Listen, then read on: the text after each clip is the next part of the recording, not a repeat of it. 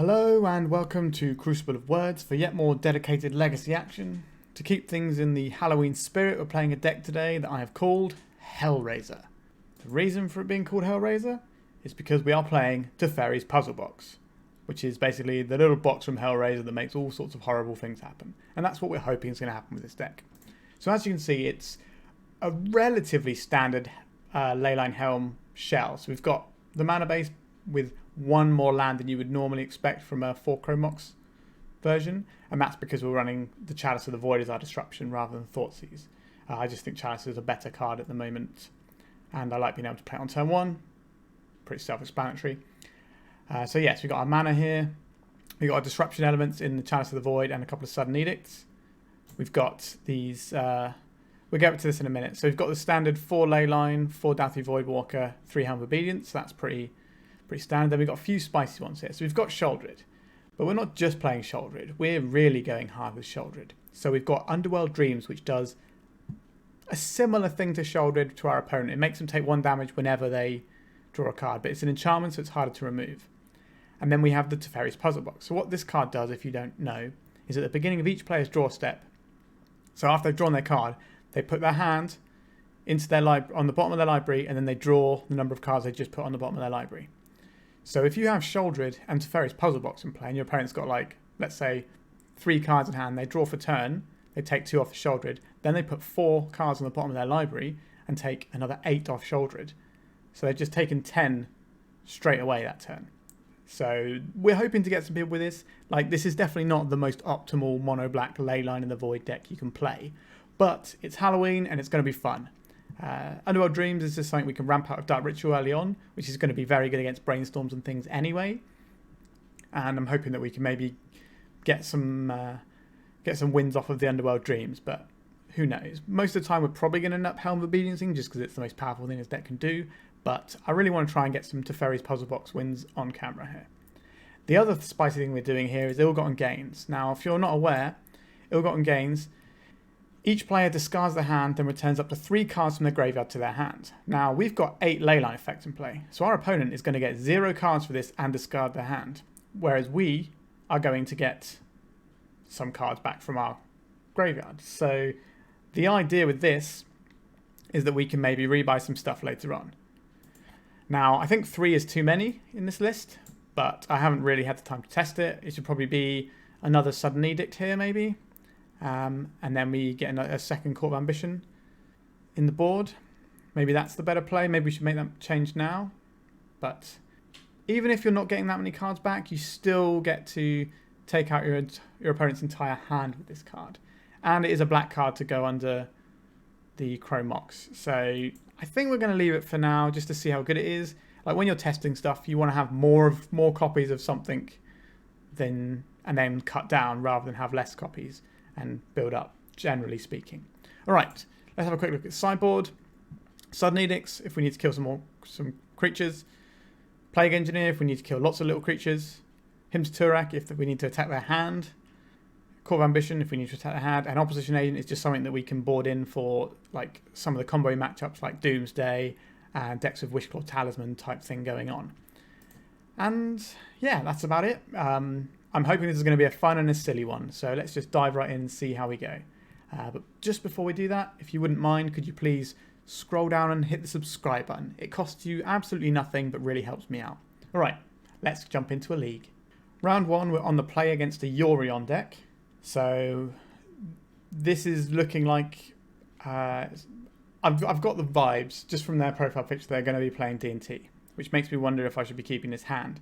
Because what do we do here? We have the Lane on the Void, and then turn 3 we get to Ill-Gotten Gains, but is that going to be enough? I'm not sure if it is. I think we can do better, so we're going to mulligan this one. This one doesn't really have any mana sources, so I don't think we can keep this one. I think we probably just keep this one and try and get them with the Helm here. Let's put 2 cards on the bottom, so we'll put a land and a Mox. So this hand is not great, but that's sometimes what happens when you mulligan. Should be noted that if we'd have had 1 less Ill-Gotten Gains in our deck and had like a Sudden Edict or something instead, then that first hand would have been better. But we kind of got... Okay, so it's not Death and Taxes, it's the slower Yorion builds. Like the sort of blue piles, usually with Green Sun Zenith if they're playing out forest like this. And some various other tools at their disposal. So we're just going to play the things that we have, because that's all we can do here. Post board, we're going to have some hand disruption here. Our central combo here is actually pretty reasonable, because they tend to have quite a lot of cards in hand, because the whole thing is that they just play lots of things that give them cards and value. So getting Underworld Dreams down might actually be pretty good. A Ponder. And a second Snow-Covered Forest is unusual. But, okay, that's why they had the Abundant Growth to follow up with. Sure. Okay, so we have the win next turn. I don't think we want to play this out just yet. I think we just attack and see how we go. In comes a 3-2. Get a bit of damage. Chance of them having some sort of Force of Will is relatively high. But I think we still try for the Helm of Obedience next turn. Brainstorm. So our opponent's got a lot of sculpting going. Again, if we had some sort of Underworld Dreams in play, this would be lovely. So they're also representing Source to Plowshares here, so it's going to be a bit tricky to try and get this through. But we will try. Okay, so we have it. Now the question here is, if we try and combo off now and they have a removal spell, then they will just remove this and we get nothing. I guess we can get a Brainstorm for free, but this way our opponent has to keep up 1 mana every turn. But eventually they're going to draw out of it. So I think we just spin now, and if they try and remove our creature, if they try and remove our creature, we can get a Brainstorm or a Ponder off. That's why we're doing this pre-combat. They could always just have nothing and be bluffing, or they might not even know how the combo works. Okay, they're just showing us their entire deck here. Okay, so let me get to see their whole deck. So, Minsk and Boo, Endurance, Kotal, Force of Negation, Expressive Iteration. Pretty standard 4-colour non-black pile, really. Black, white, red, green. Sorry, not black, white. Green, red, blue, white. Pretty standard. Can't see anything weird apart from the main deck Carpet of Flowers. It's a little bit unusual. Caracas. We're going to have a wasteland in there. 2 wastelands. Alright, let's just go to sideboarding. So our opponent is going to be wanting to counter our spells and stuff, so these guys are going to be good. They have fetch lands, so Opposition Agent isn't terrible here. But again, it's not brilliant either. The Sudden Edicts, like they're going to be okay against Minsk and Boo, but Plague Engineer preemptively against Minsk and Boo is good. I'm not sure about the Court of Ambition just because of how many little snakes that they can field. Feels like we can definitely lose some of the games by just giving them the Monarch. Although if they have the Monarch and we have a Sheoldred, that's not bad for us. They have Caracas in their deck, which is a little bit annoying. So if we just want to fit in the 4 Hymn to Turax, I think we can get rid of one of these ill-gotten gains. I don't think we should have 4 in the first place. So let's put it side by side to make it easier for you. And the Sheoldred is probably, even though it is the better thing here, I think it might be less what we want. I think we might just have to trim down on a couple of things here like this. So just sort of trimming a little bit around the edges, because I think we're still probably going to be winning with the Helm of Obedience here. Now if we remove all of our removal, then we have the issue that our opponent could be just trying to lock us out of Helm of Obedience with Collector Roof. Like, we didn't see that sort of side of things, but it definitely could be a card in their deck. So maybe we want a couple of these in there, or at least have one to find. I think this is more going to be about controlling our opponent's hand than anything, though. So I think this is probably fine. Or we taking too many out here. So what can we stick back in? We stick in. So we've got 2 Edicts here, and we'll have 1 Plague Engineer because it can attack, and it can also get rid of Minsk and Boo tokens. So we've kind of got a little bit of leeway there. All right, let's give this a go. So our opening hand is just mana and Daffy Voidwalk. We can't keep this. This hand is much better, I think, so we keep this. We have to decide what we're getting rid of here. Like, I do kind of want to put this Underworld Dream. I think we can get rid of the Sudden Edict here. And we'll start with this in play. So this is going to shut off their Life in the Loam as well, which is nice. So we can try for a Chalice on 1, or we can try for an Underworld Dreams on 1. I think it's going to depend on what we draw for turn. Abundant Grace, sure. Okay, so we can Chalice for 1 here, which I think is fine. Then we can follow up with Underworld Dreams on 2. because we'll put the Dark Ritual under the Chromox for the Chalice. Now this might get a Force of Will from our opponent. Let's see. I suspect this... Oh no, it landed. Okay, so our opponent's going to lose access to Brainstorm, Ponder, Swords to Plowshares, Abundant Growth, quite a lot of things. Now they can Prismatic Ending this, which is definitely a real thing that they can do. But they have to have it. This turn we play out a card that they're probably going to read and be like, why is this in their deck? But we've got a clock if it sticks. It'd be pretty funny if this is the thing they counter rather than the Chalice. But it could be. Again, this is something they can Prismatic Ending though. Okay, so once per turn they're going to be taking damage. Now if they draw any additional cards, that's going to increase. It's all going to mount up. And if I can draw a Teferi's Puzzlebox this turn, we can maybe do their little HELLRAISER combo, which is all I want to do in this league. Narset Part of Veils. This is very good against Teferi's Puzzlebox. What's our opponent going to reveal for us? A Force of Negation. Okay, so Teferi's Puzzlebox probably won't resolve. We have to draw it first anyway. Well, I didn't come here to not cast Teferi's Puzzlebox, right? It's pretty bad for us in the face of a Narset, but it's going to clock them incredibly quick with the Underworld Dreams in play. I think they have to Force of Negation this. Sure, and they pitched an array for it. Shame it wasn't a Force of Will, and then we could get 1 damage out of them, but every little turn helps. I think their plan in this game is just to play a Minsk and Boo and just beat our face in with it. Spell Pierce, sure. That's an interesting one to have. I'm curious that they took that. Gives me the impression that maybe they're going to get rid of the Chalice of Void unless there was just nothing else, and a blue card was better than nothing, which is fine. Well, not fine, but... Okay, so here's the Minsk and Boo. So we're going to be dead in a few turns, because this card is a card that I dislike greatly, to be honest. Like, I don't think it's really like breaking the format or anything. I just think it's a very irritating and singular thing that it does, but such is life. Alright, let's see what we got on our turn. An Ancient Tomb. That's probably not going to cut it, is it? So I think we'll keep this in hand as a surprise. Seems unlikely that our opponent's going to fling the Boo at us. So our opponent's like massively ahead now because of this. If we can Sudden Edict... Well, we've got 1 turn to draw a Sudden Edict now because this is just too large. Okay, we're just dead here. That's a shame. So even if they sacrifice us to fling at us, it's not going to do them enough damage. And the way it stacks means that we would die before they draw. So just go to sideboarding again. Do we want more answers to Minsk and Boo is the question here. So we've got the hand disruption. So let's just pull out our answers to Minsk and Boo here. So we've got these... Like Minsk and Boo is the only thing they have in their deck that beats us, I think, for the most part. So let's say if we wanted the Plague Engineers as well, what would we be trimming for something like that? It's hard to say. Maybe on the play we can trim Dark Rituals for them. That doesn't feel amazing. Maybe trim 1 Dark Ritual, it gives us 1 Plague Engineer. And then we're probably trimming in Underworld Dreams to get a second one. So we've got 3 Plague Engineer and 2 Sudden Edict to deal with Minsk and Boo, as well as all the hand disruptions. So I think we can roll with that. This has 2 mana on turn 1, but doesn't actually have anything to do with that 2 mana outside of a Sudden Edict. But if I draw a 3rd mana, I can Underworld Dreams into Sheoldred. So do I think I can draw a mana source?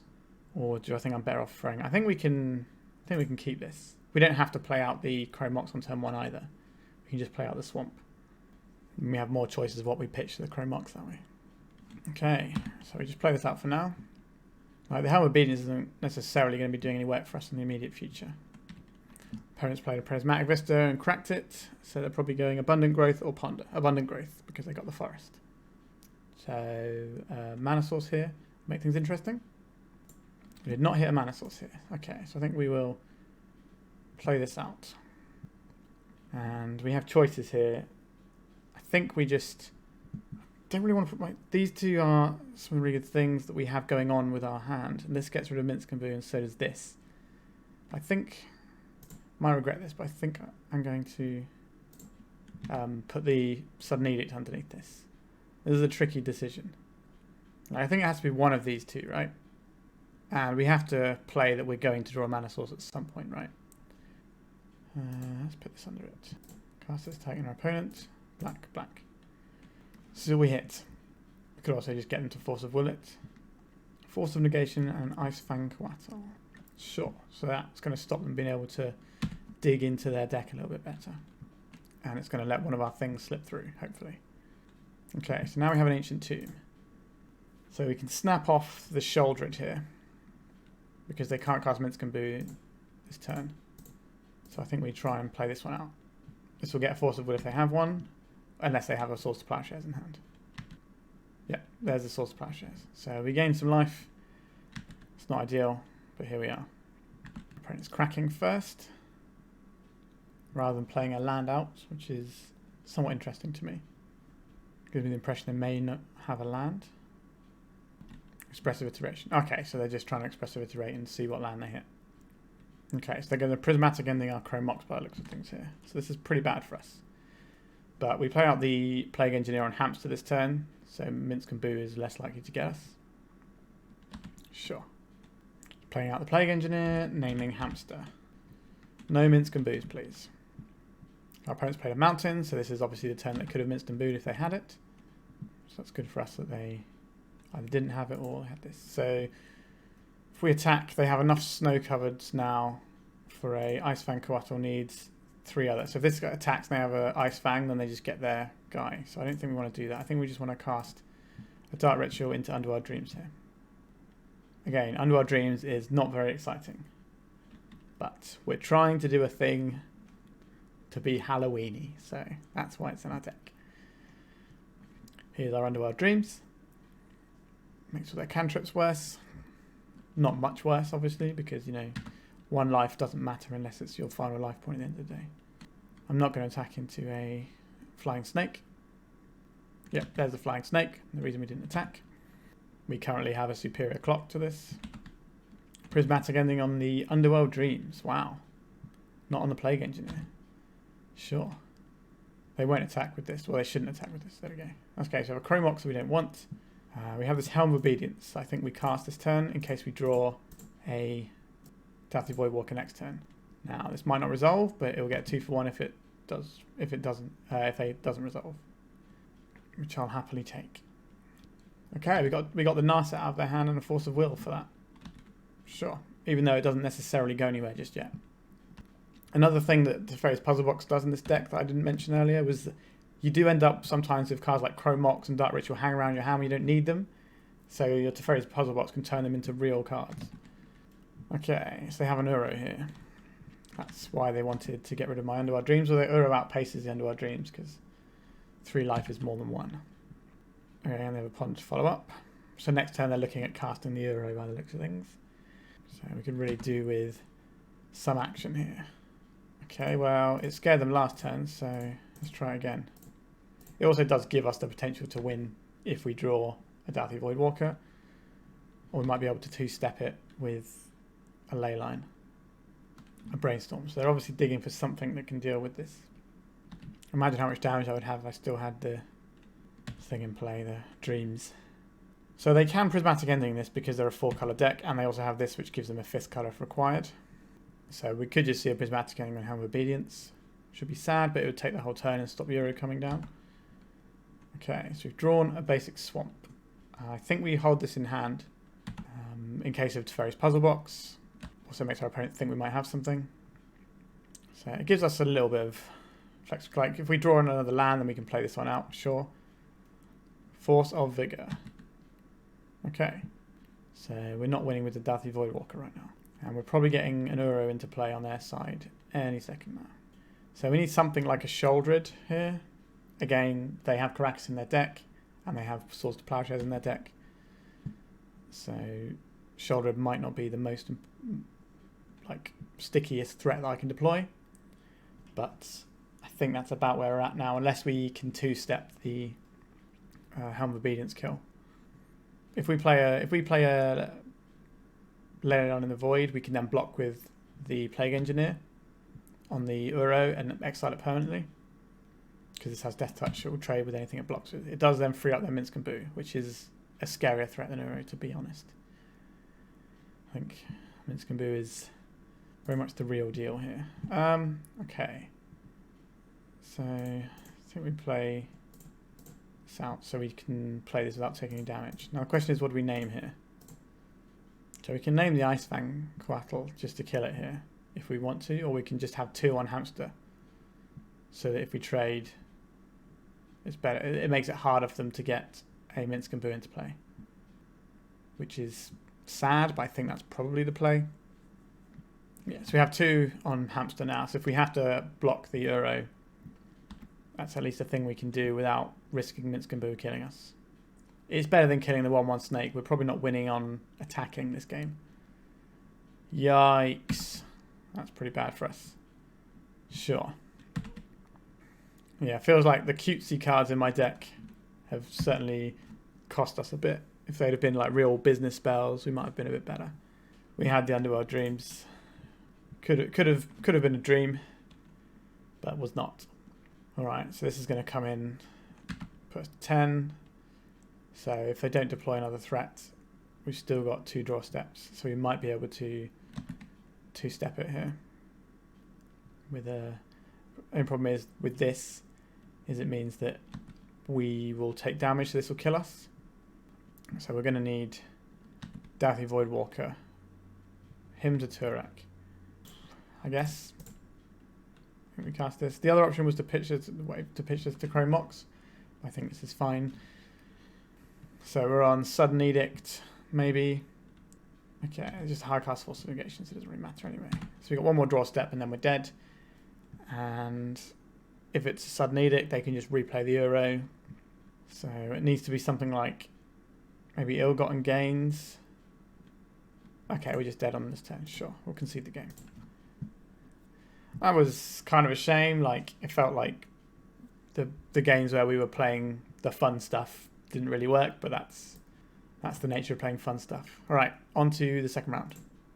All right, we're into round 2. We're on the play. We have the ability to make Dauthi Voidwalker into Teferi's Puzzlebox, and then we can spin for some other stuff, so I think we'll keep this. Our opponent kept their hand. So play the Swamp, we'll play this Chrome Mox. I think we'll pitch the spare Dauthi Voidwalker in the hopes that we can Teferi's Puzzlebox. We might just be able to Teferi's Puzzlebox their hand into something that's completely unusable as well. Okay, Teferi's Puzzlebox, not a great Magic the Gathering card, but hopefully it's going to be a fun one. Maybe this is the game we get to do something with it. An immediate source to Plowshares. They did not like our Dauthi Voidwalker. Sure. Play this out. Cast this. Here goes nothing. It's a weird one. We get to rebuy this Swamp as well into something better, provided this resolves. If our opponent countered that, it'd probably be out of fear of weird things happening. But they might not have any counter magic. It might just be a white deck. We'll see. Let's see if we mulligan their hand into something unusable. It becomes very difficult to play out turns with Teferi's Puzzlebox in play, because you can't necessarily plan what your next turn is going to look like, because you don't know what resources you're going to have. So it really causes trouble to decks that want to sort of have a game plan and go up a curve and do certain things and set up draws. Ill-Gotten Gains. I guess this is going to go, but that's fine. We don't really want that one.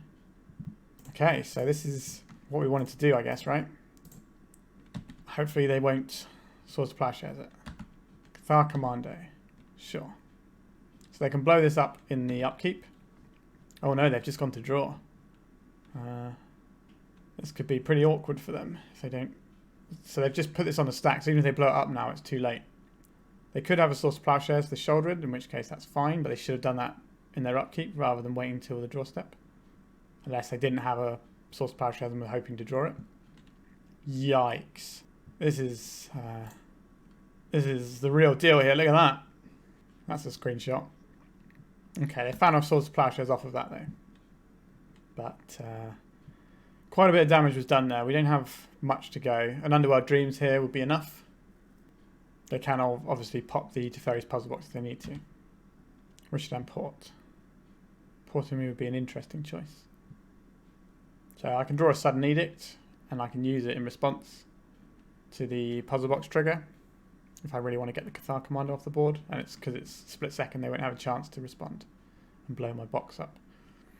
They might port me so I can't cast a Sheoldred.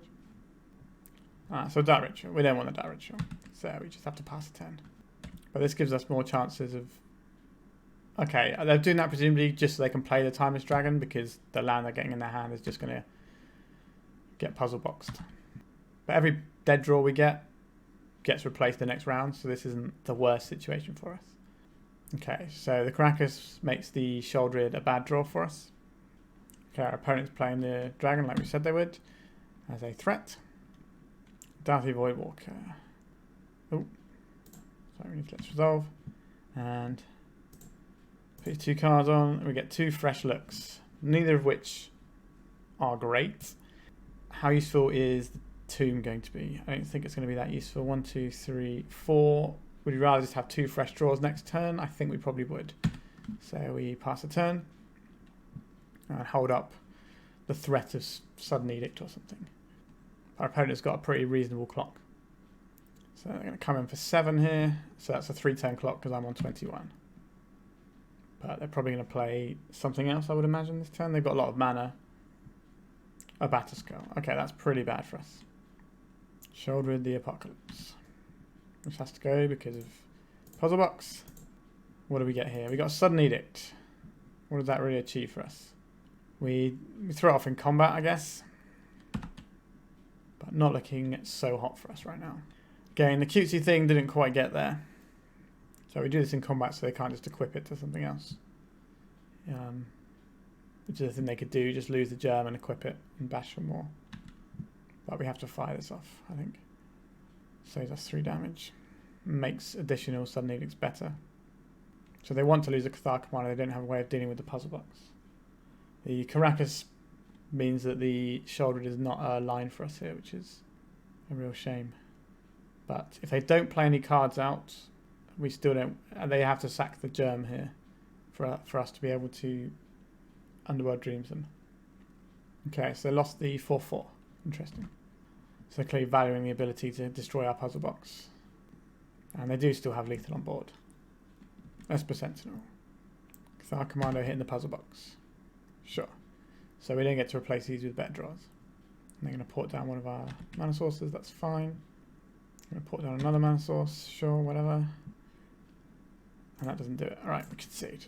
So this matchup, the whole package of this just feels bad, right?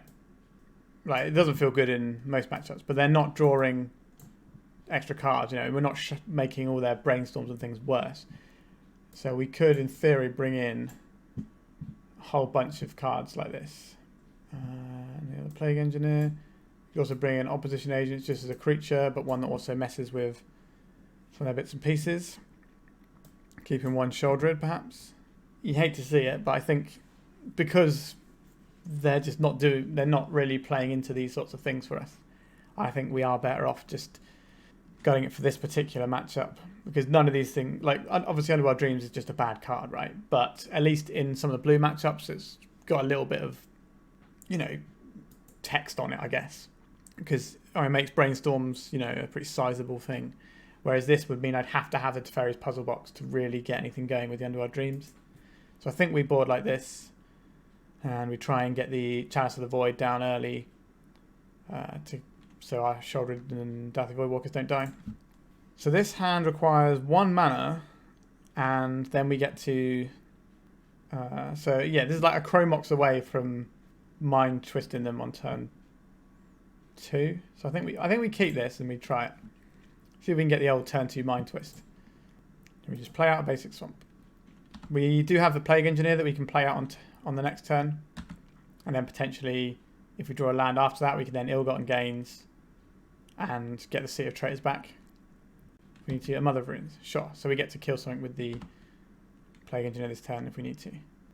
So I think that's the play. Human, please. So at the very least, we've got a 1-for-1 with this Plague Engineer. Or a 2-for-1, sorry, because I have to spend something else to kill it. I really don't want them to waste down my City of Traitors, though. Why did I say anything? Oh, they're casting a spell. Oh, this is fine. So if we draw a land here, we just get to blow up their whole hand. And we are on easy street at that point. Mana source. An Urborg, sure. So we get to do a thing, which is exciting. Cast this. We cast this. They're not going to have a great time here. I'm mind twisting for 6. Okay, so they're just casting Solitude, so they at least get some value out here. Okay, choose 3 cards. So we want City of Traitors, Sudden Edict, and Doughty Voidwalker. I would describe that as a pretty good turn. So they can wasteland the Urborg, but we still get to play the City of Traitors. 1 damage from that guy. Play this guy out, and then we'll City of Traitors for Chalice of Void. So this is no removal spells.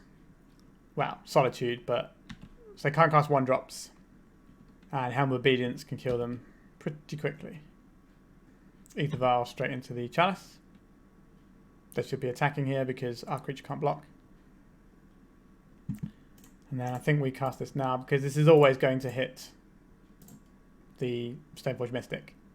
Because if they play another creature, they'll just sack that one. And this may, if they draw something really scary, like they have the Cold Complete, but they could draw a Batter Skull or something. Oh, the Batter Skull's gone as well. Wowzers. Then we get a combat. Let's keep swinging with the lad. So we can cast this out.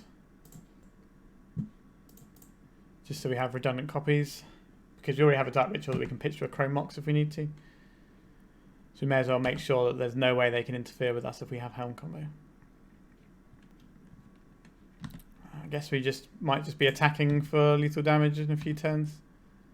It's not strictly speaking what I wanted to do with this deck, but we did get to Mind Twist them, so can't argue with that.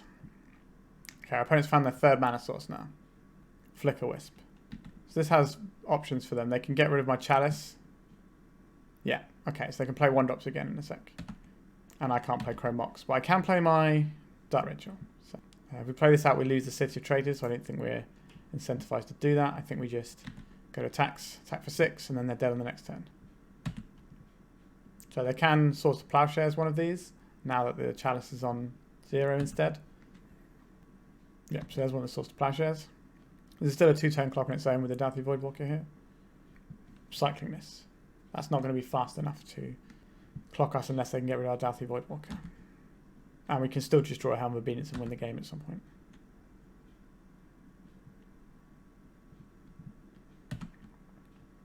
Right, so they have to remove the Doughty Voidwalker or gain life this turn. Skyclave Apparition. That'll remove the Doughty Voidwalker. Puts them on to 2. But the one of Sheoldred in our deck is now looking pretty good if we draw it. Helm of Obedience kills them. Another Doughty Voidwalker. Dark Ritual is not one of those things though. So I think we just have to pass. Sure, that's fine. We have all these other lands in hand anyway. And we have these 2 Dark Rituals. We need to draw a thing. Would be nice here. Let's draw a thing. They could waste on our Urborg here as well. Sure, that's fine. We've got a backup Urborg. And we have these Dark Rituals. We can still power something out if we need to. We would have to draw something to power out, of course. But that's not really what's happening right now. Okay, we've got 3 turns on this clock. Okay. 2 turns now. Well, 2 of their turns. So we really need to draw something here. We've just bricked for many turns in a row here. Pretty sad. Let's see what we can do. Flicker Wisp. So I don't really think they want to Skyclave Apparition one of my ley lines here. I think they just maybe untap a Plains. Okay, I'll untap that guy. I think they're better off untapping a Plains because then it can at least blow something up if they feel the need to. Helm of Obedience, please. 1 times Helm of Obedience. Or we can just draw another Swamp. 3, 6, 7, 8, 9, 10, 11. Can see game. Okay, so we just got massively ruined by drawing nothing but mana at the end of that. So we had like 6 do-nothing draws in a row at least there. So sad, but I think this matchup is probably pretty good as well because you got the Plague Engineers which really wreck through a lot of their things, as well as removal to back it up. We just can't seem to get over the line with this sort of stuff right now. All right, going into round 3. All right, so we're on the play and we've been given a hand that looks awful, so we have to get rid of this one. This hand is a turn 2 Sheoldred, or turn 1 Underworld Dreams. I think we will keep this. We're probably getting rid of the Ill-Gotten Gains here. Sheoldred is better than Underworld Dreams, but we are going to cast the Underworld Dreams. Get it down turn 1. Put the question marks in amongst them. So if we draw a Dark Ritual, we can cast Sheoldred. next turn anyway. Boom, get you. 1 damage. Opponent's cracking their Wooded Foothills. A Bayou. A Grief. So we're losing our Sheoldred here. What decks run Bayou and Grief? This is probably Nick Fit. Maybe some sort of recurring nightmare strategy. Very Halloween themed, so that's fine by me. Yeah, Nick Fit. I was also thinking in the last game, maybe I should have got back the, in the last round, I could have got back the ill-gotten gains instead of one of the other cards, then I could spin it again later on down the line. But I thought Mind Twisting them for 6 would have been enough, but maybe that should have been a better play. Okay, so next time we get to cast a Puzzlebox, hopefully. And then maybe we can start ripping through our opponent's life total with the Underworld Dreams. Cabal Therapy. We're not going to get to Puzzlebox. We do get some more lands though. Because they're going to hit us with this. They're going to name something random. And then we're going to... Then they're going to flash it back here. Get rid of our Puzzlebox. But we do get to get a couple of swamps out of the deck. So most of our draws are live now. In terms of things we can cast. Kind of regretting putting that one extra swamp in it that I normally was sort of hedging about whether I wanted or not. So, not many times you see Cabal Therapy naming Teferi's Puzzlebox, but here we are. Alright, now we're going to actually play a real card instead, so that's exciting. And I think we keep the Seat of Traitors in hand, because there's no reason to play it out just yet. Like, they might have a thing that makes us discard a card, I suppose. But if we draw other lands, we want to play them before the city. Okay, Endurance. Shuffling my stuff back in. So we have more Teferi's Puzzleboxes to draw. Now playing the Besieger out instead of using it on Underworld Dreams. That shows you the amount of respect an Underworld Dreams garners in the world of Magic the Gathering these days. And rightfully so. It's a bad card. Goblin Dark Dwellers. With no targets. Sure. A Chromox that we can't cast. Okay. Well, this isn't blocking, so it's attacking. We could Deadly Brew, but we don't. Maybe we should Deadly Brew instead here.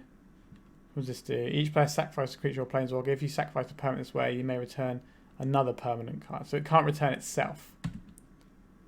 Right? Yeah. So you can't just immediately buy it back. So I think that's fine. Right, I guess we could play a Chromox out and then do it if we have to. Because we're not winning the race at this point, so we're taking 7. And they might be able to follow up with another threat here. Cabal Therapy. Name whatever you like. I don't know what they think I would have and not cast here. Khan the Great Creator. Nope, not playing that. That card's too good. We're playing Puzzleboxes and stuff here. We cast this.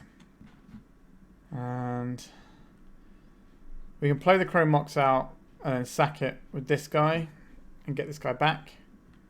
Is that worth doing? So they don't have any cards in hand. So I think we play out the Chromox. We can't imprint anything to it. So we can cast this Deadly Brew and sacrifice this, which doesn't really get us anywhere. It does get rid of one of their guys, but we're not dead on board. So I think we attack this turn. So we get rid of this, and we do change the clock here. But then this dies. So I do get the Bounty Voidwalker back in hand, but I don't get to cast it straight away. It turns off our Helm of Obedience kill as an option. So I think we do attack this turn.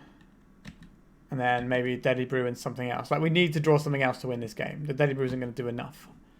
But we could draw something like a Puzzlebox.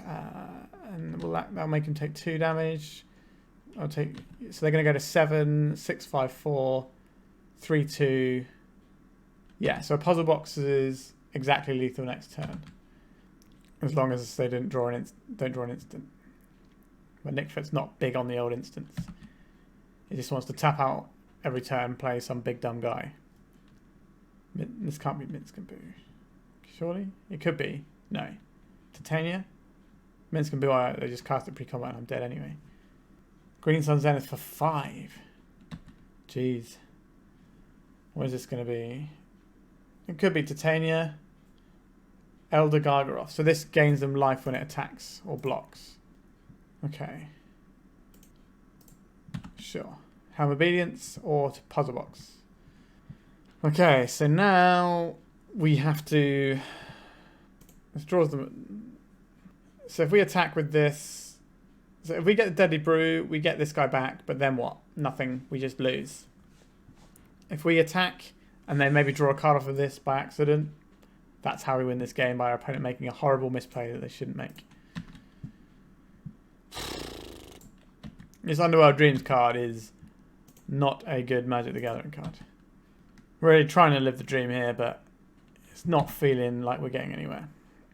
So if we have a puzzle box this turn, they draw 2 and then we'd shuffle it in. But we did not have the puzzle. Like, we definitely have draws that means that these would win us the game. So I don't think that's necessarily bad. We have just been bricking and hitting lands an awful lot. Go on, draw a card with your Elder Gargoth. Go on, pick the draw card. Boo earns. Sure, we can see this game.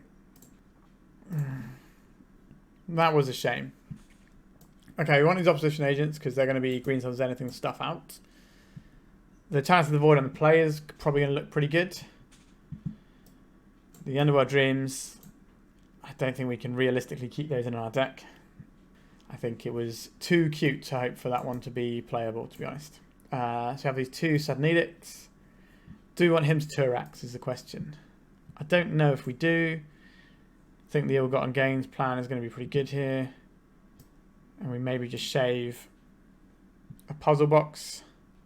Maybe we should be shaving a land because we keep bricking and hitting so many lands. Like, I do want to keep the puzzle box in as a thing we can do. Maybe we shave on a Chrome Mox rather than a land. And go submit like this. This hand doesn't really go anywhere, I don't think. I think we have to mulligan. This hand is pretty all in.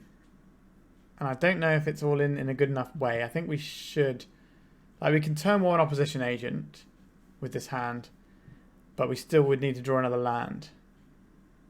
And a Force of Vigor just completely wrecks us there. So I think we mulligan. Like, I guess we keep... we're probably going to need 2 of these, are we? So this hand is not great. We seem to have these bad cards that keep materializing in our opening hands. I don't know who put them in the deck. Very foolish. But this stops Veteran Explorer, which stops their ramp plan.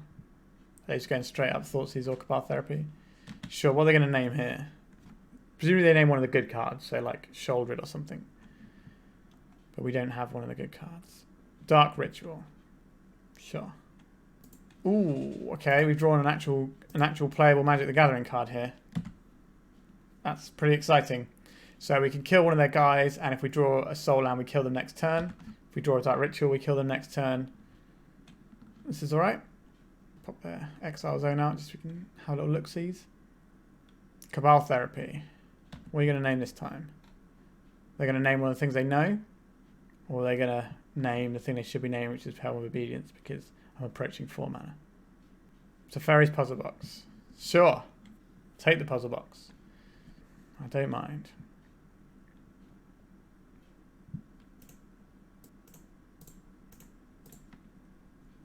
Yep, okay. So Helm of Obedience is a good deck. Underworld Dreams is a bad deck. Like, maybe we should be boarding out these puzzle boxes for engineers, but or him to Turax, maybe instead of puzzle boxes. It does feel bad to get rid of the puzzle box when that was the whole point of the deck, right? Let's keep them in because at the end of the day, we're just making content. And if we can live the dream and puzzle box Sheoldred someone into the grave, then fair enough. It's worth a go, right? And we did get a Cabal Therapy out of them. They were scared of the puzzle box because it's a weird card. We've got some good screenshots, so... Alright, so we're in. I was going to say, we've got some good screenshots so far in the deck, with this deck, but we did lose on the turns after we did those screenshots. This hand doesn't really do anything. I think we have to mulligan this one. I think we can keep this one, right? We get to make a turn 1 opposition agent. One of these things has to go back. It's probably the Voidwalker. And then we put the Sheoldred under the Chrome Mox for the opposition agent. Ah, they're cracking it. Boo. Cabal Therapy targeting us. Naming, I would assume, is what its turn is. Oh, I just got grief. That's way better. I can look at our hand and probably take the Helm of Obedience because we are very close to killing them with it. We are a Dark Ritual away. So they have to take the Helm here. If they don't take the Helm, it means they have Force of Vigor in hand. Would be my read. They could take the Chrome Mox and just try to strand us. Opposition Agent. That is a bold call. If they don't... Okay, they have a second Cabal Therapy. They have a second discard effect. Sure. Our opponent doesn't have a lot to work with, at least. But neither do we. There's definitely an option for not even casting this... For not even playing the City of Traitors. But I think we have to... I think we have to play it out here, right? We don't have anything we want the Chrome Mox for yet. So I think we just keep it. Yeah, this hand is looking less good by the minute. But Helm of Obedience, and we're pretty close. Okay, the Wasteland. Sure. We mulligan, got double discard. Alright, we played the last one out, so play this one out too. Double discard Wasteland when you're into a mulligan is a little bit awkward.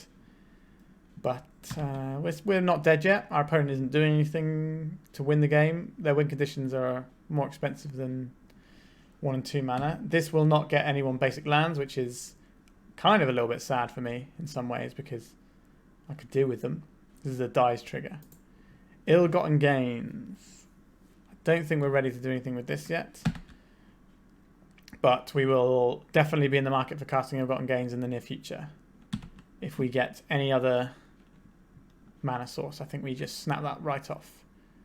Mind Twist our opponent, get our lands and our win condition back. That'll be all good. The Veteran Explorer Beatdown. Classic of the genre there. Okay, so we've drawn a swamp. So we cast it. We do this. We play our swamp out. The City of Traitors dies. Play our Chrome Mox out. We imprint this Sheoldred. Then we cast this. They lose the 2 cards in their hand. I get back mana sources. Okay, so we would like our Helm of Obedience here to win the game with. Opposition Agent, I think is fine here. So we want a City of Traitors. We need mana sources. I think we take the Opposition Agent here. I think the way this game goes wrong for us is if they Green Sun Zenith if they draw a Green Sun Zenith and get a Collector Roof. So the Opposition Agent is the thing that stops that. And we need 2 turns to play these lands out anyway. Opposition Agent is also a black source. If we draw Chrome Mox, we can kill them on the next turn. Alright, are we going to get a win? Our opponent has 1 card in hand. Cast this. 1, 2, 3, 4. Yes! Oh my god, we got a win with HELLRAISER deck. Sure, it wasn't with Teferi's Puzzlebox, but it was with the Mind Twist, so that was nice. Yeah, cool. We're getting somewhere, which is nice. So I was expecting to get maybe 1 win. So we've won some games, we've got a win there, so let's go into the next round, I suppose. Alright, so we can't keep this hand because it has no mana sources. Mulligan. This hand shuts 2 things down and then lets me redraw, so I think this is a keep. And I think we could keep the chalice in case the first one doesn't stick. And get rid of the puzzle box. Maybe we get rid of the puzzle box. Let's hope we get something that Leyline just beats, please. A ponder. Okay. This could be a Doomsday deck. No, it couldn't be a Doomsday. It's a Volcan Client. So it's looking more like some sort of okay, Mistress Board, but this makes me think it's a slow Delver hand. Which means these are going to be very good. So we'll play this out.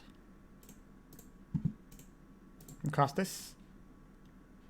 And we can play a Chalice around Days here. This might get concession.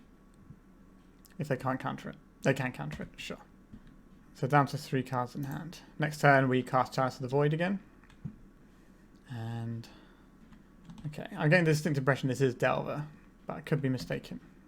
Because obviously these are things. But this, the bauble makes me think it's the channeler. All right. So we have a choice here. We can play out the City of Traitors into the Wasteland, but so we can play around a daze. I think that's better because I think Chalice sticking is just so strong.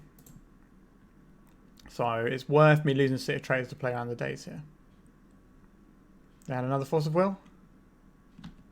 Sure. Okay, so they had 3 of their Force of Wills. Now they can Wasteland us if they want to. Like, they still have to try and do something to win the game, I suppose.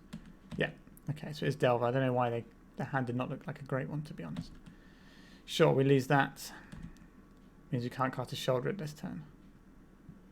Okay, we could cast a Sheoldred if we draw one from now on. If we draw a Helm of Obedience, we can kill them. It's 3, 4, 5 mana. This is not a threatening clock at all. If you've watched my channel, you see me play against Delver decks often. Is it even worth playing out the swamp? I don't think it is. Yeah, if you watch my channel, you see me play against Delver decks a lot with monoblack, and you generally just put them in the bin if you're playing like Leyline Helm decks, because your cards just line up so strongly against what they're doing. Now, if we'd have drawn some of the janky stuff, then that might not be the case. But I think we can all agree that if I beat a Delver player with a deck with 4 Undead Dreams and 3 Teferi's Puzzlebox in, we can call that a victory for the common man. A Delver of Secrets. So this is one of the only threats in their deck that actually works. So we need to try and do something this game. So you can play out the City of Traitors here, which is fine, I think. It does expose us slightly to Wasteland, but it just gives us more and more mana available to us. Okay, so there's a Wasteland. That's fine. We don't really mind if they Wasteland away our City of Traitors, to be honest. We already have the Dark Ritual here. Ill-gotten gains. I suspect this will get a counter spell. 1, 2. So we're going to lose the Dark Ritual anyway. So we could just play out the Chrome Mox and put the Dark Ritual underneath it. I quite like that. Did you draw your other copy of Force of Will? Or are you getting mind twisted? Okay, they drew all 4 copies of Force of Will. I see how it is. Alright, so now we're waiting for... Okay, Delver didn't flip, so one of the cards in their hands is... Okay, so that was the card they drew for the turn.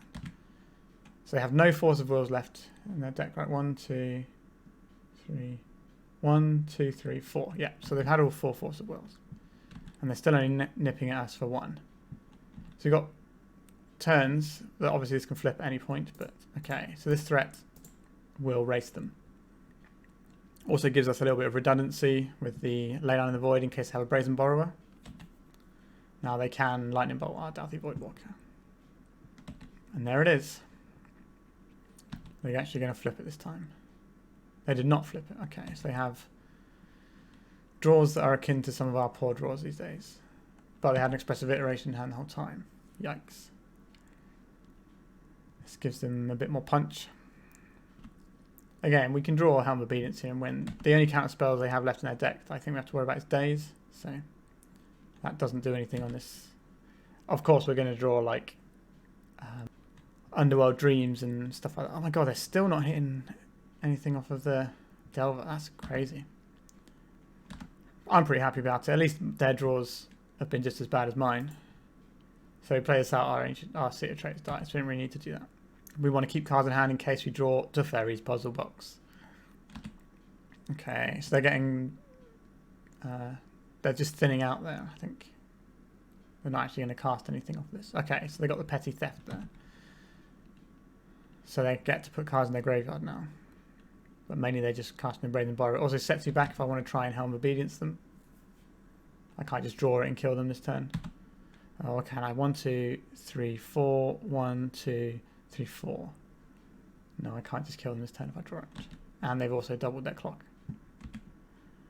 So we can get done for just having nothing going on here. Yikes. Our draws have been incredibly bad here. I know I'm just going to draw the Underworld Dreams on the last turn and die. And just get mocked by the terrible quality of cards in my hand. So near yet so far. We're just going to play a Delver here. No, we're going to play Mystic Sanctuary. We can still play a Delver. Okay, this gets back the Expressive Iteration. And they have a Delver. Okay, our opponent has drawn significantly better than us. 4 Force of Wills was pretty gross. Okay, so if this Delver of Secrets flips, we take 9, and we know it's going to flip because we know what they put on top of the library. So we are dead. Oh, yeah. This thing is a little bit unreasonable because I played around Daze the whole game and they didn't have any Dazes, they just had 4 Force of Wills. So we can scoop this one up. Yikes. Okay, I think 90% of the time we win that game.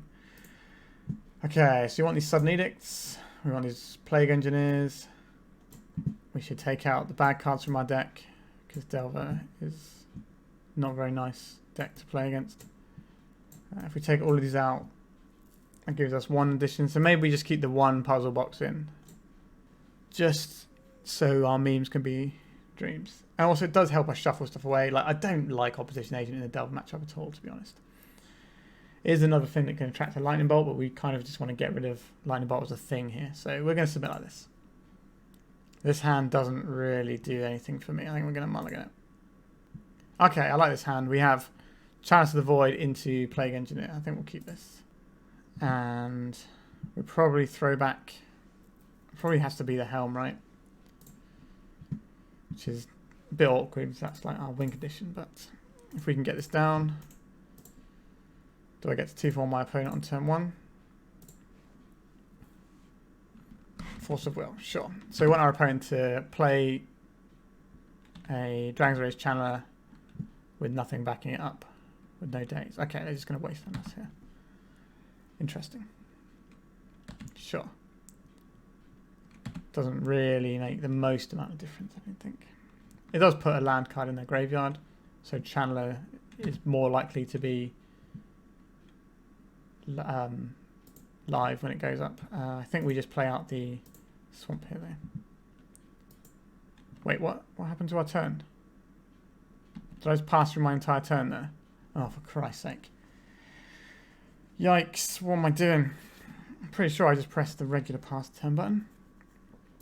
Oh dear, oh dear.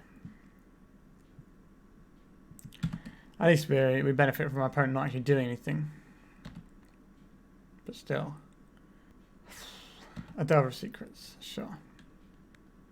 I think we do have to play this out. Because we have 2, we can't really play around days. We have 2, so we can just let this one hit the days if it has to. Oh no, it hits a Force of Will, that's fine by me. So we have the Sudden Edict for the Delver if it flips. If it doesn't flip, we can try Plague Engineer. Okay, cool. We can Plague Engineer around days. Our opponent really hates flipping their Delvers. This could be a Murktide day. Which isn't ideal, but we play the Plague Engineer around days. Next time we Sudden Edict. So we're going to take 1 this turn, and another 2, then a 6. So we're going to be getting low on life total. Medium Human. That gets rid of 1 threat, so this is going to hit us for 6, and then we Sudden Edict it away. They can't play any humans out into this. Okay, they can wasteland us, that's fine. They know we've got City of Traits, they saw it with a bauble. This comes in for 6. And play this out. Play this around a daze. This can't be dazed, so we can just slam it straight down. Cast this, target our opponent. Get out of here, you. And then it's our turn to attack for a very small amount of damage. We got another Murktide? A Meltdown for 1. Sure. It's not the end of the battle for us. Sheoldred the Apocalypse. Now this is pretty good. We want to play this around a daze though, so we have to play this way around. So if this gets to stick around, I think we're in pretty good shape. Okay, they're just straight up conceding to that. Nice, nice, nice, nice. Okay, so this configuration of deck 1, even though I accidentally skipped a turn, so that shows you how strong the monoblack shell is against Delver. I think we just run it back like this. This hand has no black mana, so we can't keep this. These spells don't actually do anything, so we can't keep this. This also doesn't do anything. I think we have to go to 4. Okay, so this is a reasonable 4. We have a ley line, we have a removal spell. So we keep these. So we're definitely keeping these and the ley line. Do we keep the Sudden Edict here? Or do we keep the Dauthi Voidwalker is the question. This is a tricky one here. We definitely get rid of the Chrome Mox and the Dark Ritual. That's a given. But we get to keep either Dauthi Voidwalker or Sudden Edict. Like, we probably should just keep a threat, because our threats will race. Our Dauthi Voidwalker will race, right? So I think we put this on the bottom and say done. And begin with this in play.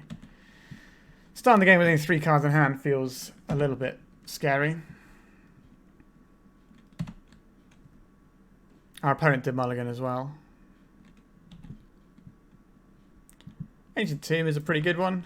It's effectively 2 lands, and we already have our black sources, so it means we can cast a Sheoldred relatively sharpish if we draw one. Okay, so this is one of their real threats.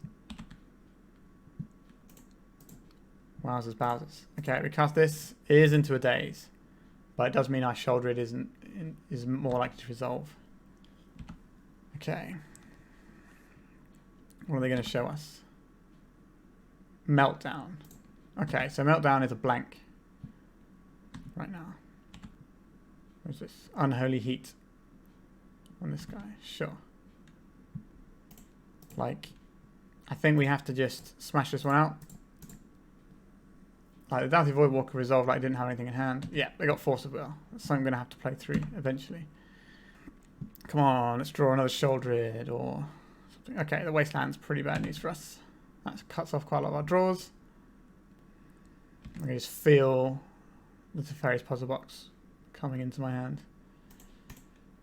So we have Sudden Edict, and then we're basically back in the game if we have a Sudden Edict. So if we'd have kept Sudden Edict instead of Dauthi Voidwalker, I think we'd be alright here. Unfortunately, our life total is whittling away very quickly. An Urborg. So we don't really want to cast the Urborg, because if we play the Urborg and they wasteland us, we can't cast a Sheoldred next turn, so I think we have to just pass with the Urborg in hand. Hope our opponent doesn't just have Lightning Bolt, Lightning Bolt. Ill-gotten gains. Like, I think we have to cast it, right? They're just going to bounce. They're just going to cast a regular daze. We cannot pay. I think we have to do that turn for the hope of casting the Sheoldred next turn. So we just need to draw our Sudden Edict. They paid. That's fascinating to me. What are we going to have for 4 mana here? A Plague Engineer. This does technically keep us alive if they didn't have a kill spell. Wasteland, sure. It's going to put us to 1. Sudden Edict or another Plague Engineer. Another Plague Engineer? Hardcast Force? Yeah. Oh, yeah, our opponent, like in the first game, their hand was 4 Force of Will. And yeah, if one of the spells that they Force of Will got through, we win that game, I think. So I feel we were pretty unlucky to lose that one, to be honest. But sadly, that is the game of Magic the Gathering sometimes. All right, I think we've got one more round in us. How good is Chalice going to be is the question here. I think we chuck these both into play. It's about time we played against Reanimator. It's been a while. And then we just Chalice on 2. Yeah, turn 2 make a Chalice, turn 3 make a Chalice. Or a Dauthi Voidwalker. And we hope this is enough to shut off what our opponent's doing. Their name is Sliver. So maybe I should be more worried about slivers. But I don't think I can mulligan into thinking they're Sliver because their name is Sliver. That seems very silly to me. Underground Sea into Brainstorm. So my initial impression is that our opponent is playing a Doomsday deck. That is the best deck that plays these two lands, I think. These two cards. Drawing something to power out one of these chalices now would be lovely. We did not draw something to power out one of these chalices. Sure. A Chromox. Okay, so it could be a... it could be the Epic Storm. That's the other deck that plays these two things. Okay, especially if they're playing this out. I should have played a Chalice for 0 last turn. That's my mistake there. Like, I had 2 Chalices. I should have played one out. Because if they're Doomsday, it still hits a Lotus Petal. Wishclaw Talisman. Lion's Eye Diamond. Okay, so we're going to get a whole new 7-card hand here. Well, actually, that's not true. Because we have 2 Lay Under the Void, so they can't do that.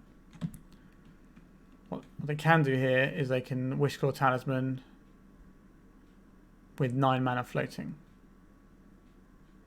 Which is probably going to be a good amount of stuff for them. They got Storm Count 6, so depending on what their lines are, so they can go and get Ad Nauseam here, and just Ad Nauseam with mana floating, or they can Burning Wish. They need one more spell for the 5, 6, 7. I guess they can probably peer into the Abyss here, right? Yeah, okay, so they do have just enough to peer into the Abyss. Should have cast Chalice for 0. This is not very good against Underworld Dreams, weirdly. Okay, so our opponent just needs to play out the things, which is F6 a turn here. They just need to play out their Burning Wish into Tendrils line here with enough mana behind it, which they should do because they've got 19 cards. They've got 18 cards in their hand, sorry. Okay, 1, 2, okay, yeah. So there's the right flame, so they cast Burning Wish. Maybe they're doing enough in case I've got a Mindbreak Trap. Seems very unlikely to have main deck Mindbreak Traps, but people play all sorts of weird and wonderful things. Or they could just be going for the stylish Grape Shot kill. If our opponent gets a Thoughtseize or something, then I think we... The Brainstorm is interesting. That means they don't actually have one of their things, most likely. Because... why would you cast this otherwise? If you have either Wish Claw or Burning Wish, then you win the game here. I don't know why you cast all those Rite of Flames if you're brainstorming to find the tutor piece. You have to do that first, otherwise you're just wasting your Rite of Flames. Okay, a big Galvanic Relay. Alright.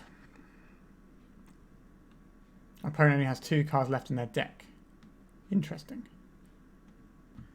Can I get anything interesting with Wishclaw Talisman here? Or are they just going for some, like, super show-off line? We can Chalice on 2 and Chalice on 0, or Chalice on 1 and Chalice on 0. Here, because we have the Wishclaw. So I think we play out the Swamp here. Let's just work out what is exiled in their pile here. So they've got these 0s that they want to cast, and they've got Burning Wish. So I think if we Wishclaw... No, actually, if we Wishclaw for...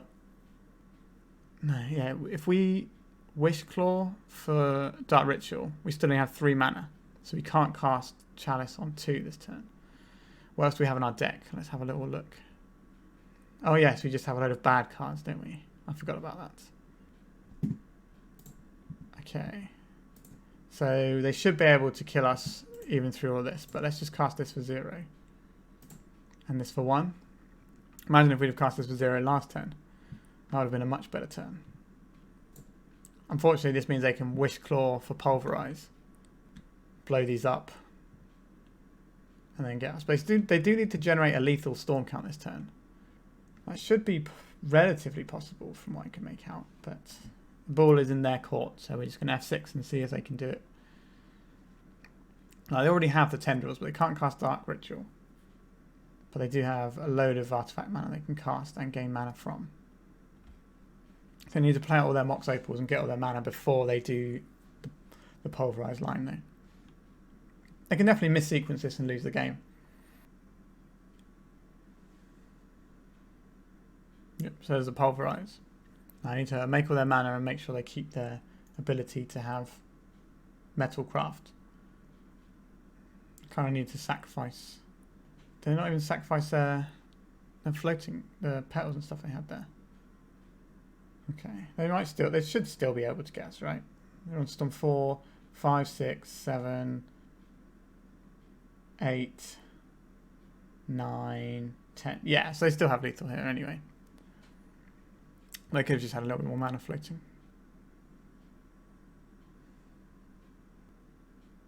Yep, so there's a Chromox. They now have enough mana and enough storm to just tendrils me here. So just cast the little tendrils for us into our face.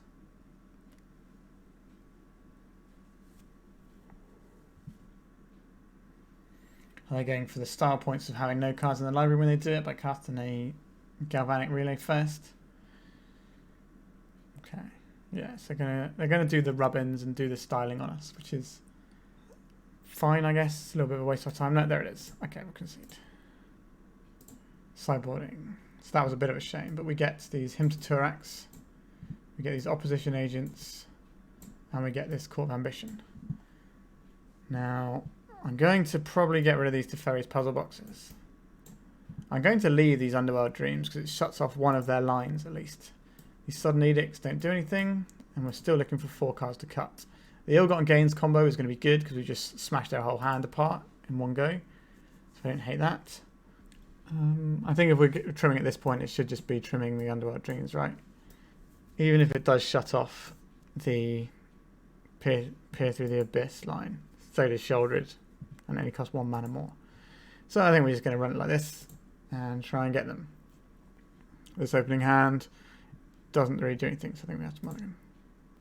So this has turn 1 opposition agent into turn 2 Hymn to Turak. I think we keep this. We bottom one of the Helms of Obedience. Okay, so I think rather than trying to get cute, we just cast the opposition agent now. Trying to catch a fetch land might be a complete waste of time. So, and casting it in their turn could give them Storm, which might be relevant because they have so much artifact mana they might not need their fetch land anyway. Okay, 2 Amox Opal to go with this. Yeah, okay, so they have mana now. A Lion's Eye Diamond. Have they got the spin the wheel and draw 7? Burning Wish. Okay. They're getting an Abrupt Decay. No, the Abrupt Decay has gone from their hand. So doing a Galvanic Relay this turn. So it's going to make our Hymn to Turak do nothing, which is sad. Yeah, so doing a Galvanic Relay for 6. So basically just drawing a whole new hand. Let's have a look. Okay, so this doesn't go anywhere. They don't have any payoff there, which is something. But they do get to draw a card. So we can Hymn to Turak away 1 card this turn if we want to. I think because these cards are going away, we're incentivized to Hymn to Turak this turn, even though it's only 1 card. Just in case it is a payoff, I think it's worth hit. Oh wait, no. Why didn't they have a card off their bauble? Oh, they did it in my turn, didn't they? I see. So we don't actually get to hit anything with the Hymn to Turak. That's smart. Yeah, that's the smart way around of doing it for them. It dodges discard effects. They needed to hit a business spell this turn. They also need to hit it to not be the Wishclaw Talisman. Because Opposition Agent is shutting that off currently. So they can just play this out and not go anywhere with it, but just have it in play for next time, which is fine. But we will untap and Hymn to Turak them. Okay. They might just be casting this because it's in their exile. Or they might have got lucky and hit a payoff spell in one of their 2 cards. Maybe we just want to hit them. What do we hit? A Crash. So we come in here. So we're just looking for mana sources to win the game with now. Okay, so they're just playing out because they know we have discard. So they're just waiting for a payoff of some description. So the Void Walker will shut off. I think we still play out the Void Walker because it's instead it's a threat. And this will shut off any Echo Vion's line. So the lines are diamond, Echo plan is off. So that's one less thing we've shut off now. And if we draw a mana source, we can Helm of Obedience and kill them. If we don't, we can play the Helm of Obedience out. But I'm less likely to do that because I know they've boarded in Crash. Mana source? Ill-gotten gains. So we can attack for 6 here. And then I think we just play out the Helm of Obedience here. So we have lethal in 2 different dimensions here. Although, if they just kill our Dauthi Voidwalker somehow, like with a Abrupt Decay, then it shuts off both of these lines.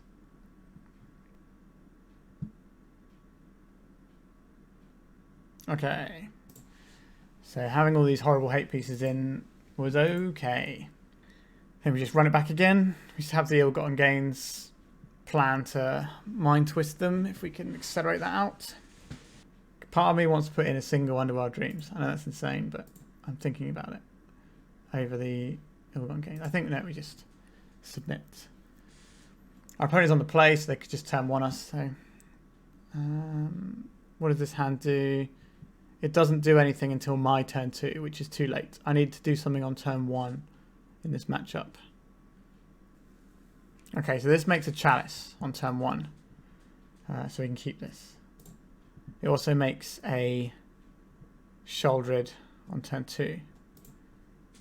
We can also make a Chalice for 0 and then play Opposition Agent. We're definitely putting the Agent Tomb back, so we're just going to see what our opponent does first. If they kill us on turn 1, then fair enough, we just lose.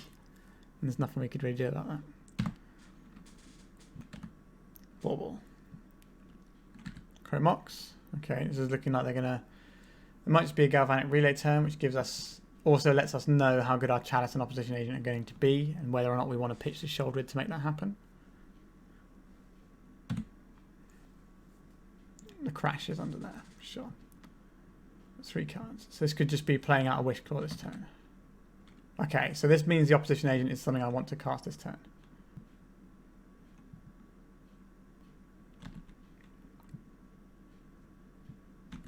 So, goodbye Sheoldred, I'm afraid. Play this out. I'll play this out for 0. And then, do we get cute with the Opposition Agent here? Because they kind of have to make the Wish Claw. I think we are right just to play out this guy here rather than getting cute with it. Because if they have like a Crash or something and they hit our Chromox, then we have to cast this in response. And then this they can activate in response to our Opposition Agent.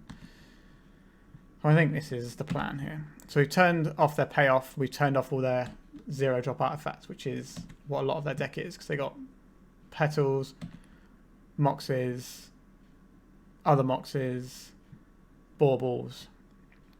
Okay, so this fetch land doesn't do anything either. This goes straight into this. Are they trying to do a Galvanic Relay turn? Okay, they're just conceding there. Okay, so we went 2 and 3. Let's have a little look at the deck. So we managed to go 2-3 with this pile of cards. Now, some of the stuff felt pretty good. So like the general sort of mono-black stuff felt pretty nice. The ill-gotten gains into Leyline in the Void felt very nice, actually. It just felt like a way of getting some card advantage in a deck that I've struggled to find card advantage at times in mono-black. Partly because Black Market Connection isn't on Magic Online right now. Now, as for the Underworld Dreams Teferi's Puzzlebox plan, this is just bad. Let's be honest. We knew it was bad going in, but we wanted to see if we could like meme some people with it and have a bit of a fun time. And I got a nice screenshot where I Teferi Puzzlebox Sheoldred and got them down to 6 in 1 turn. That was cool. And the Underworld Dreams did just nothing throughout the entire league, really. There was definitely a game where if I draw the Puzzlebox, I win. So this could have been a 3-2 league, which would have been past my expectations. I was expecting this to be a 1 to 2 wins of a league, basically. I was expecting these 7 cards to go in. The Sheoldred is a 4 of. Also felt like a lot. And I did sort of struggle a little bit with my mana, like drawing a lot of mana Because normally if you watch my channel, I tend not to play the 4 chrome mocks and then all the lands style mono black decks. I tend to have a bit more business going on as a general rule. Like I'd rather have like these as a Saga, for example, or have like a combo built into my lands with Thespian Stage and Dark Depths, and Thespian Stage sometimes does other things too. So yeah, I'm not convinced on this sort of mana base for this deck really. And the Sheoldred is good, but there are decks that are running Caracas, which makes this less good. Like, so basically Sheoldred is great against like red-blue decks like Delver and stuff, but feels almost unplayable against white decks. Like, you're sure if it sticks it's fine, but all their removal lines up quite nicely with the general, with their swords and their Caracas. So it just feels a little bit awkward. But I did like the ill-gotten gains. There was also a round that we could have won if we'd have drawn anything for like the 7 turns we drew blanks, where we ill-gotten gains. But I probably could have ill-gotten gains for an ill-gotten gains just so I could mind twist them again at a later date and then re-buy back another removal spell later on. So I definitely think part of that is potential on me. But yeah, that's this deck. The sideboard felt fine. I think if I was to, for some reason, play this again, I would just cut the Underworld Dreams straight away. Sorry, not there. Let's just chuck them up here. I think the Underworld Dreams was definitely the weak thing. I think the Teferi's Puzzlebox had a little bit of utility in the fact that this is a deck that can brick on lands and Chrome Moxes and stuff. So just having like a pseudo brainstorm type effect just to get rid of the bad cards is actually alright. So I think if you wanted to play some sort of Teferi's Puzzlebox Sheoldred deck, I don't think it's good necessarily, but I think if you were to strip out these 4 completely unplayable cards and replace them with something good and things that impact the board, then yeah, sure, why not? Even if you just want like a Miser's Teferi Puzzlebox in your deck, I think that might be a bit too cute, but it would certainly be a lot more viable as a deck than what I played today. Alright, I think that's about it for today. We somehow managed to get a 2-3 with this deck with 7 complete blanks in. So yeah, I'll take that. And we got some nice screenshots too. So anyway, I'm rambling and I'm tired, so I'm going to go to bed. I hope you enjoyed watching today, and I hope that you enjoyed me trying to make some sort of Halloween-y themed deck. HELLRAISER, I thought this was a good attempt. And let's face it, Sheoldred looks like she'd be friends with Pinhead, right? Anyway, if you could, and you don't mind doing it, if you could subscribe to my channel, that would be lovely. It doesn't cost you a single penny, but it helps me out. And I'm trying to get up to 1,000 followers by the new year. And at the time of recording this, we're nearly at 200. So we are kind of on track if we sort of keep the rate up and going for last week. So if you know anyone who's interested, send them my way. You know, who else is going to make Teferi's Puzzlebox decks for you on YouTube, right? All right, that's it. Thanks for watching and goodbye.